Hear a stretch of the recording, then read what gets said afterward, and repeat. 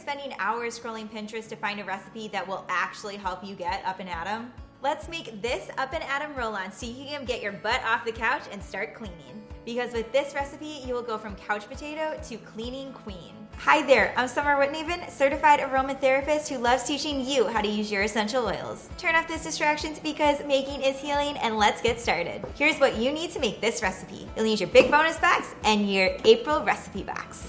You will need the Up and at 'em Roll-On Blend recipe card.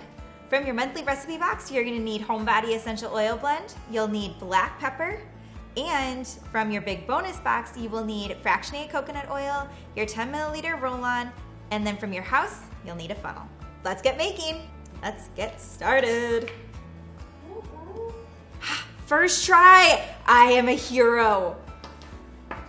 You'll need 4 drops of Homebody Essential Oil Blend. 4.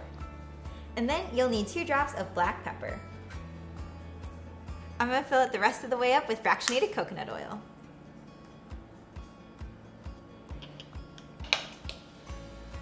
Replace your cap, screw it on tight, and shake it up. In order to really make this product complete, you'll need to grab your sticker sheet from your monthly recipe box and label it.